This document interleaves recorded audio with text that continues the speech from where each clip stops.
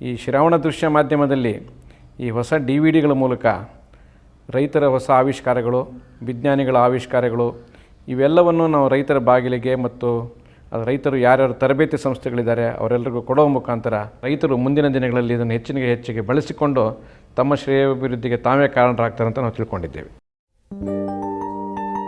ಮನುಷ್ಯ ತನ್ನ ಜೀವನಕ್ಕಾಗಿ ಕೈಗೊಂಡ ಮುಖ್ಯ ಕಸುಬು ಕೃಷಿ. ಕೃಷಿಗೆ ಅಗತ್ಯವಾದ ಫಲವತ್ತಾದ ಭೂಮಿ ಮತ್ತು ನೀರಿನ ಅವಶ್ಯಕತೆಯನ್ನು ನದಿಯ ದಡಗಳಲ್ಲಿ ಕಂಡುಕೊಂಡ. ಅಲ್ಲಿಯೇ ನೆಲೆಯೂರಲಾರಂಭಿಸಿದ. ಕಾಲಾಂತರದಲ್ಲಿ ಕೃಷಿ ಒಂದು ಜೀವನಾಧಾರ ಕಸುಬಾಗಿ ರೂಪುಗೊಂಡಿತು. ಪ್ರಸ್ತುತ ಬೆಳೆಯುತ್ತಿರುವ ಜನಸಂಖ್ಯೆಯ ಆಹಾರ ಪೂರೈಕೆಗೆ ಹೆಚ್ಚಿನ ಪ್ರಯತ್ನ ಮೂಡಿಸಿದಂತಹ ಹಸಿರು ಕ್ರಾಂತಿ ಹೊಸ ತಳಿಗಳನ್ನು ಅನುಷ್ಠಾನಗೊಳಿಸುವ ಮೂಲಕ ಹೆಚ್ಚಿನ ಉತ್ಪಾದನೆಗೆ ನಾಂದಿ ಹಾಡಿದೆ.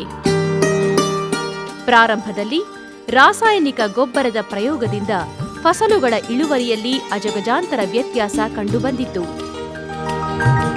2-3 ದಶಕಗಳ ನಂತರ ರಾಸಾಯನಿಕ ಗೊಬ್ಬರದ ಬಳಕೆಯಿಂದ ಮಣ್ಣು ತನ್ನ ಚೈತನ್ಯ ಶಕ್ತಿಯನ್ನು ಕಳೆದುಕೊಂಡ ಹಿನ್ನೆಲೆಯಲ್ಲಿ ಪೋಷಕಾಂಶಗಳ ಮರು ಅವಶ್ಯಕತೆ ಉಂಟಾಯಿತು. ರಾಸಾಯನಿಕ ಗೊಬ್ಬರದ ಬಳಕೆಯಿಂದ ನಿಸರ್ಗದ ಇಂಧನ ಕುಂದುವಿಕೆ, ಮಿತಿಯಿಲ್ಲದ ಖರ್ಚು ಮತ್ತು ಪರಿಸರ ಮಾಲಿನ್ಯದ ಸಮಸ್ಯೆಗೆ ಎಡೆಮಾಡಿಕೊಟ್ಟಿದೆ. ಇದಕ್ಕೆಲ್ಲ ಉತ್ತರ ಎಂಬುವಂತೆ ನಮ್ಮ ಮುಂದಿರುವ ಏಕೈಕ ಆಶಾದಾಯಕ ಮಾರ್ಗೋಪಾಯ ಸಾವಯವ ಗೊಬ್ಬರ. ಇದರ ಉತ್ಪಾದನೆಗೆ ಮತ್ತು ಉಪಯೋಗಕ್ಕಾಗಿ ಇತ್ತೀಚಿನ ದಿನಗಳಲ್ಲಿ ಎಲ್ಲರೂ ಆಸಕ್ತಿ ತೋರಿಸುತ್ತಿದ್ದಾರೆ. ಎರೆಹುಳುಗಳು ತಮ್ಮ ಜೈವಿಕ ಗುಣಗಳಿಂದ, ಕ್ರಿಯೆಗಳಿಂದ ಈ ಗೊಬ್ಬರನ ತಯಾರು ಮಾಡಿರುತ್ತೆ. ಅಂದರೆ 100% ಇದು ಸಾವಯವ. ಅಂದರೆ ಈ ಸಾವಯವ ಕೃಷಿ ಇದರಲ್ಲಿರ್ತದೆ. ಆರ್ಗ್ಯಾನಿಕ್ ಮೆಟೀರಿಯಲ್ಸಿಂದ ಮಾಡಿರೋ ಗೊಬ್ಬರದಿಂದ ಏನಾಗುತ್ತೆ, ನಾವು ಭೂಮಿಗೆ ಹಾಕಿದ ತಕ್ಷಣವೇ ಈ ಎರೆ ಗೊಬ್ಬರ ನೀರಿನಲ್ಲಿ ಕರಗಿ ಕಂಪ್ಲೀಟಾಗಿ ಸಾಧಾರಣವಾಗಿ 100% ಕರಗಿ ಏನಾಗುತ್ತೆ, ಗಿಡ ಬೆಳೆಯೋದಕ್ಕೆ ಬೇರಿಗೆ ಈ ಪೋಷಕಾಂಶಗಳು ಒದಗಿಸಿಕೊಡ್ತದೆ. ಇದರಲ್ಲಿ ಯಾವ ಥರ ಒಂದು ಸೈಡ್ ಎಫೆಕ್ಟ್ಸ್ ಇರೋದಿಲ್ಲ, ಬೆಳೆಗೆ ಹಾನಿ ಆಗೋದಿಲ್ಲ, ಏನೂ ಆಗೋದಿಲ್ಲ. ಒಳ್ಳೆಯ ಇದು ಪ್ರಕೃತಿಗೆ ನಿಯಮವಾಗಿ ಒಂದು ಕಾಪಾಡಿಕೊಂಡು ಬರ್ತದೆ. ಆಮೇಲೆ ಇದರಿಂದ ನಮಗೆ ಮಣ್ಣಿನ ಚೈತನ್ಯ ಶಕ್ತಿ ಹೊಂದ್ಕೊಳ್ಳುತ್ತೆ. ಇದು ಎರೆಗೊಬ್ಬರದಲ್ಲಿ ಇನ್ನೊಂದು ಅಂಶ ಏನಂದರೆ, ಈ ಸೂಕ್ಷ್ಮ ಕಣಗಳು ಇರ್ತವೆ. ಈ ಸೂಕ್ಷ್ಮ ಕಣಗಳು ಇದು ಯಾವುದಾಗ್ಬೋದು ಅಂದರೆ ಶಿಲೀಂಧ್ರ ಆಗ್ಬೋದು, ಬ್ಯಾಕ್ಟೀರಿಯಾ ಆಗ್ಬೋದು, ಆ್ಯಕ್ಟಿನೋಮೈಸಿಡ್ ಆಗ್ಬೋದು. ಇದರೆಲ್ಲ ಇರೋದ್ರಿಂದ ಏನಾಗುತ್ತೆ, ಅದರ ಒಂದು ಸಂಖ್ಯೆ ಜಾಸ್ತಿಯಾಗಿ ಮಣ್ಣಿನಲ್ಲಿ ಪೋಷಕಾಂಶಗಳು ಹೀರ್ಕೊಳ್ಳೋದಕ್ಕೆ ಮತ್ತು ಗಿಡ ಬೆಳೆಯೋದಕ್ಕೆ ತುಂಬ ಪ್ರಯೋಜನಕಾರಿಯಾಗುತ್ತೆ.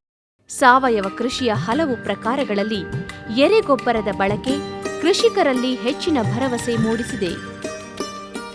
ಎರೆಹುಳುವನ್ನು ರೈತನ ಮಿತ್ರನೆಂದೇ ಕರೆಯುತ್ತಾರೆ. ಎರೆಹುಳುಗಳ ದೇಹದಿಂದ ಬರುವ ಹಿಕ್ಕೆಯನ್ನೇ ಎರೆಹುಳು ಗೊಬ್ಬರ ಎಂದು ಕರೆಯಲಾಗುವುದು. ಎರೆಗೊಬ್ಬರದ ತಯಾರಿಕೆಯೇ ಒಂದು ವೈಜ್ಞಾನಿಕ ತಂತ್ರಜ್ಞಾನವಾಗಿ ರೂಪುಗೊಂಡಿದ್ದು ಎರೆಹುಳುಗಳ ಕೃಷಿಯಂತೆ ಜನಪ್ರಿಯವಾಗಿದೆ.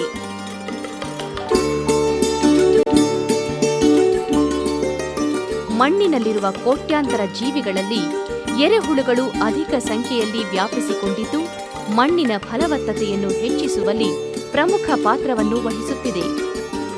ಇವುಗಳು ಪರಿಸರದಲ್ಲಿ ಕೊಳೆಯುವ ಪದಾರ್ಥಗಳನ್ನು ತಿಂದು ಜೀವಿಸುತ್ತವೆ. ಎರೆಹುಳುಗಳನ್ನು ದ್ವಿತೀಯ ಹಂತದ ಅವನತಿ ಕ್ರಿಯೆಯ ಜೀವಿಗಳೆಂದು ಕರೆಯಲಾಗುವುದು. ಇಂತಹ ಅಕಶೇರುಗಳ ನೀಳವಾದ ದುಂಡಾದ ಶರೀರದಲ್ಲಿ ದೇಹದುದ್ದಕ್ಕೂ ಸಮಾನಾಂತರದಲ್ಲಿ ಉಂಗುರಗಳಿವೆ. ದೇಹದ ಒಂದು ತುದಿಯಲ್ಲಿ ರಂಧ್ರದಂತಿರುವ ಬಾಯಿ, ಮತ್ತೊಂದು ತುದಿಯಲ್ಲಿ ವಿಸರ್ಜನಾಂಗವಿದೆ. ಎರೆಹುಳು ವಿವಿಧ ಪ್ರದೇಶಗಳಲ್ಲಿ ಗೋಚರಿಸುತ್ತಿದ್ದು ಸುಮಾರು 3,000 ಜಾತಿಯ ಎರೆಹುಳುಗಳು ಕಂಡುಬಂದಿವೆ. ಇದರಲ್ಲಿ ಸುಮಾರು 300 ಜಾತಿಯ ಎರೆಹುಳು ನಮ್ಮ ದೇಶದಲ್ಲಿ ಕಾಣಸಿಗುತ್ತವೆ. ಎರೆಹುಳುಗಳು ಮಣ್ಣಿನ ಭೌತಿಕ ಹಾಗೂ ರಾಸಾಯನಿಕ ಗುಣಗಳನ್ನು ಹದಗೊಳಿಸುತ್ತವೆ. ಮಣ್ಣಿನ ವಿವಿಧ ಸ್ತರಗಳಿಗೆ ಹೊಂದಿಕೊಂಡಿರುವ ಚಟುವಟಿಕೆಯ ರೀತಿ ಮತ್ತು ಅವುಗಳ ಆಹಾರ ಸೇವನೆಯ ವೈಖರಿಗೆ ಅನುಗುಣವಾಗಿ ಎರೆಹುಳುಗಳನ್ನು ಎಪಿಜೋಯಿಕ್, ಎಂಡೋಜೋಯಿಕ್ ಹಾಗೂ ಅನೆಸಿಕ್ಗಳೆಂದು 3 ಪಂಗಡಗಳಾಗಿ ವಿಂಗಡಿಸಲಾಗಿದೆ. ಎರೆಹುಳು ಸಾಕಾಣಿಕೆ. ಕೃಷಿಕರು ಎರೆಹುಳುಗಳನ್ನು ಅಧಿಕ ಸಂಖ್ಯೆಯಲ್ಲಿ ಬೆಳೆಸಲು ಮತ್ತು ಉತ್ಪತ್ತಿ ಮಾಡಲು ತಮ್ಮಲ್ಲಿಯೇ ದೊರೆಯುವ ಪೆಟ್ಟಿಗೆಗಳು, ಪ್ಲಾಸ್ಟಿಕ್ ಬಕೆಟ್ಗಳು, ಸಿಮೆಂಟ್ ಚೀಲಗಳು ಅಥವಾ ಹಳ್ಳಿಗಳಲ್ಲಿ ಉಪಯೋಗಿಸದೇ ಇರುವಂತಹ ಕಲ್ಲು ಹಾಗೂ ಮರದ ಬಾಗಿಲುಗಳನ್ನು ಬಳಸಬಹುದು. ಎರೆಹುಳುಗಳು ಬಹಳ ವೇಗವಾಗಿ ವಂಶಾಭಿವೃದ್ಧಿಯಾಗುವುದರಿಂದ ವರ್ಷದಲ್ಲಿ 1-2 ಬಾರಿ ಮಳೆಗಾಲದ ಸಮಯದಲ್ಲಿ ತತ್ತಿಗಳು ಉತ್ಪತ್ತಿಯಾಗುವುವು. 1 ಕೆಜಿಯ ಎರೆಹುಳುವಿನಿಂದ ಸರಾಸರಿ 9,000 ಮರಿ ಎರೆಹುಳುಗಳು 12 ವಾರದಲ್ಲಿ ಉತ್ಪತ್ತಿಯಾಗುವುವು. 1 ಕೆಜಿ ಎರೆಹುಳು ಸುಮಾರು 300 ರೂಪಾಯಿಗಳಿಂದ 500 ರೂಪಾಯಿಗಳವರೆಗೆ ಮಾರುಕಟ್ಟೆಯಲ್ಲಿ ದೊರೆಯುತ್ತಿದ್ದು, ಬೇಡಿಕೆಗೆ ಅನುಗುಣವಾಗಿ ಬೆಲೆಯಲ್ಲಿ ವ್ಯತ್ಯಾಸ ಕಂಡುಬರುತ್ತದೆ. ಎರೆಹುಳುಗಳು ಅನುಕೂಲಕರ ಪರಿಸ್ಥಿತಿಯಲ್ಲಿ ಸುಮಾರು 3 ವರ್ಷಗಳ ಕಾಲ ಬದುಕುತ್ತವೆ. ಇವುಗಳು ಅನೇಕ ರೋಗಗಳನ್ನು ತಡೆಯುವ ಶಕ್ತಿಯನ್ನು ಹೊಂದಿರುತ್ತವೆ.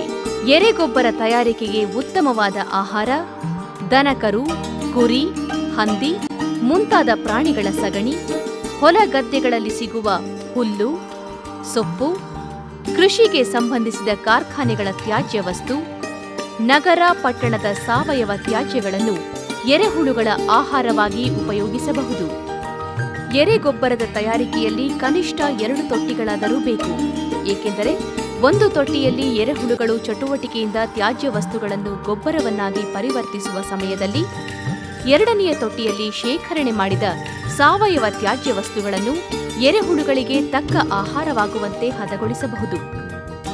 ಎರೆಹುಳುಗಳನ್ನು ಅವುಗಳ ಶತ್ರುಗಳಾದ ಇರುವೆ, ಇಲಿ ಮತ್ತು ಪಕ್ಷಿಗಳಿಂದ ಕಾಪಾಡಬೇಕು. ಅಲ್ಲದೆ ಮಳೆ ಮತ್ತು ಬಿಸಿಲಿನಿಂದ ಸಹ ರಕ್ಷಣೆ ನೀಡಬೇಕು.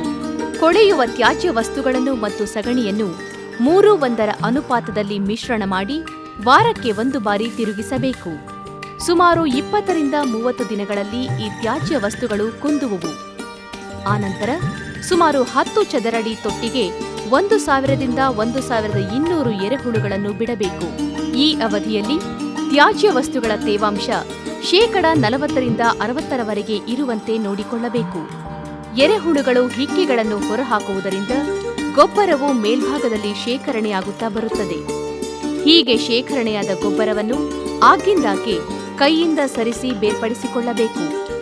ಈ ಹಂತದಲ್ಲಿ ಕಡಿಮೆಯಾದ ಜಾಗದಲ್ಲಿ ಹೊಸ ತ್ಯಾಜ್ಯ ವಸ್ತುಗಳನ್ನು ಸೇರಿಸಬಾರದು. ಎರೆಹುಳುಗಳನ್ನು ಉಪಯೋಗಿಸಿ ಅಧಿಕ ಪ್ರಮಾಣದಲ್ಲಿ ಗೊಬ್ಬರವನ್ನು ಪಡೆಯಬಹುದಾದ ತಾಂತ್ರಿಕತೆಯನ್ನು ಪ್ರಪ್ರಥಮವಾಗಿ ಬೆಂಗಳೂರು ಕೃಷಿ ವಿಶ್ವವಿದ್ಯಾನಿಲಯ 1984ರಲ್ಲಿ ಬಿಡುಗಡೆ ಮಾಡಿತು. ಇದನ್ನು ತಿಳಿದುಕೊಳ್ಳಲು ದೇಶ ವಿದೇಶಗಳಿಂದ ಕೃಷಿಕರು, ವಿದ್ಯಾರ್ಥಿಗಳು ಮತ್ತು ಆಸಕ್ತರು ಇಲ್ಲಿಗೆ ಭೇಟಿ ನೀಡಿ ಹೆಚ್ಚಿನ ಮಾಹಿತಿಯನ್ನು ತಿಳಿದುಕೊಂಡು ತಮ್ಮಲ್ಲಿ ಅಳವಡಿಸಿಕೊಳ್ಳುತ್ತಿದ್ದಾರೆ. ಬಂಡವಾಳ 500 ರೂಪಾಯಿನಲ್ಲಿ ಶುರು ಮಾಡಿದೆ. ಈಗ ಅದನ್ನು ಲಕ್ಷಾಂತರ ರೂಪಾಯಿಯಾಗಿ ಸ್ಟಾರ್ಟಿಂಗಲ್ಲಿ ಒಂದು 2ರಿಂದ 3 ಟನ್ ತೆಗಿತಾ ಇದ್ದೆ. ಇವಾಗ ಒಂದು ಹಾರ್ವೆಸ್ಟ್ಗೆ 100ರಿಂದ 150 ಟನ್ ವರ್ಮಿ ಕಂಪೋಸ್ಟನ್ನು ನಾನು ಇವಾಗ 150 ಟನ್ನ ತೆಗಿತಾ ಇದ್ದೀನಿ. ಮತ್ತು ನಾವು ವರ್ಮ್ಸ್ನ ನಾನು ಸೇಲ್ ಮಾಡ್ತೀನಿ, ಕಾಂಪೋಸ್ಟು ಕೊಡ್ತಾ ಇದ್ದೀನಿ. ಮತ್ತು ಶ್ರೀಲಂಕಾಗೆ ನಾವು ಇಲ್ಲಿಂದ ಎರೆಹುಳುಗಳನ್ನ ಕಳಿಸಿದ್ದೀವಿ, ಆಸ್ಟ್ರೇಲಿಯಾಗೆ ಎರೆಹುಳುಗಳನ್ನ ಇಲ್ಲಿಂದ ಕಳಿಸಿದ್ದೀವಿ. ಮತ್ತು ಅಕ್ಕಪಕ್ಕ ನಮ್ಮ ಬೇರೆ ಸ್ಟೇಟ್ಗಳಿಗೆ ನಾವು ವರ್ಮಿ ಕಂಪೋಸ್ಟ್ ವೆಸ್ಟ್ ಬೆಂಗಾಲ್ಗೆ ಸಪ್ಲೈ ಮಾಡ್ತಾಯಿದ್ವಿ, ಅಸ್ಸಾಂಗೆ ಎರೆಗೊಬ್ಬರನ್ನ ಸಪ್ಲೈ ಮಾಡ್ತಾಯಿದ್ವಿ.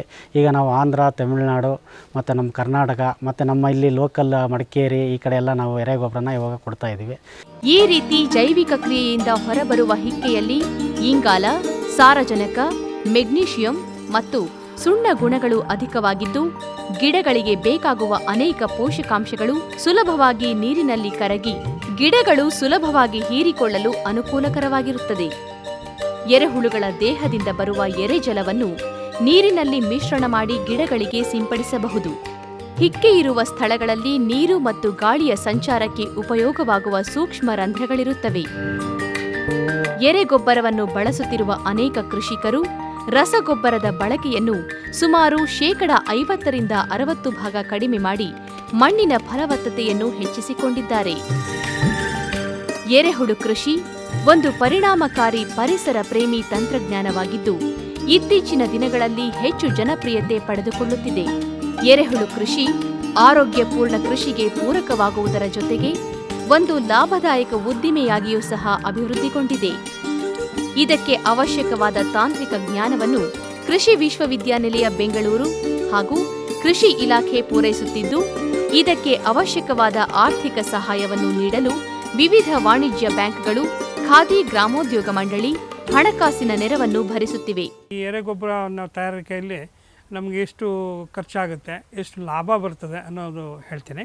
ಒಂದು 10 ಅಡಿ ಉದ್ದ, 3 ಅಡಿ ಅಗಲ ಆ್ಯಂಡ್ 3 ಅಡಿ ಎತ್ತರ ಅಂತ ಇಟ್ಕೊಳ್ಳಿ.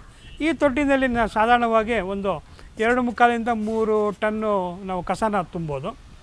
ಇದಕ್ಕೆ ನೀವು ಒಂದು ಕಲ್ಲಿನ ಚಪ್ಪಡಿನಲ್ಲಿ ಮಾಡಬೇಕಾದ್ರೆ ಏನಾಗುತ್ತೆ ಅಂದರೆ ನಿಮಗೊಂದು 6,500ದಿಂದ 8,000 ರೂಪಾಯಿ ಖರ್ಚಾಗುತ್ತೆ. ಆಮೇಲೆ ಸಿಮೆಂಟ್ ಬ್ಲಾಕ್ಸು, ಈ ಸಿಮೆಂಟ್ ಬ್ಲಾಕ್ಸ್ ಉಪಯೋಗಿಸಿದ್ರೆ ನಿಮಗೆ ಸ್ವಲ್ಪ ಒಂದು 8ರಿಂದ 9,000 ರೂಪಾಯಿ ಖರ್ಚಾಗುತ್ತೆ. ಈ ಇಟ್ಟಿಗೆಯಿಂದ ಮಾಡಬೇಕಾದ್ರೆ ಒಂದು 10,000 ರೂಪಾಯಿ, 10ರಿಂದ ಒಂದು 10-11,000 ರೂಪಾಯಿ ಖರ್ಚಾಗುತ್ತೆ. ಇದಕ್ಕೆ ಬೇಕಾದ ಕಚ್ಚಾ ವಸ್ತುಗಳೇನು, ಒಂದು 3 ಟನ್ ಕಚ್ಚಾ ವಸ್ತು ಬೇಕಾಗುತ್ತೆ. ಅದು ಒಂದು 1 ಟನ್ಗೆ 350 ರೂಪಾಯಿ ಥರ ನೋಡಿದ್ರೆ 1,50 ರೂಪಾಯಿ ಆಗುತ್ತೆ. ಆಮೇಲೆ ಈ ಸಗಣಿ ಬೇಕಾಗುತ್ತೆ. ಸಗಣಿ ಒಂದು 1 ಟನ್ ಅಂದರೆ 250 ರೂಪಾಯಿ ಆಗುತ್ತೆ. ನಿಮಗೆ ಸಾಧಾರಣವಾಗಿ 2 ಟನ್ ಬೇಕಾಗುತ್ತೆ. ಆಮೇಲೆ ಈ ಹುಳುಗಳು ಎಲ್ಲ ಈ ಕಸ ಎಲ್ಲ ಕುಂದ್ಬಿಟ್ಟು ಆಮೇಲೆ ಹುಳುಗಳು ಬೇಕಾಗುತ್ತೆ. ಈ ವೆಚ್ಚ ಹುಳುಗಳಿಗೆ ಒಂದು 3 kg ಅಂದರೆ 10 × 3 ಅಂದರೆ 30 ಚದರಡಿ ಬೇಕಾಗುತ್ತೆ. 10 ಚದರಡಿಗೆ 1 kg ಎರೆಹುಳ ಪ್ರಕಾರವಾಗಿ 30 ಚದರಡಿಗೆ 3 kg ಹುಳ ಬೇಕಾಗುತ್ತೆ. 500 ರೂಪಾಯಿ ಥರ 1,500 ರೂಪಾಯಿ ಆಗುತ್ತೆ. ಆಮೇಲೆ ಈ ವೆಚ್ಚ ಲೇಬರ್ ನಮಗೆ ಎಷ್ಟಾಗ್ಬೋದು ಅಂದರೆ ಒಂದು 1,000 ರೂಪಾಯಿ 1,500 ರೂಪಾಯಿ ಆಗ್ಬೋದು.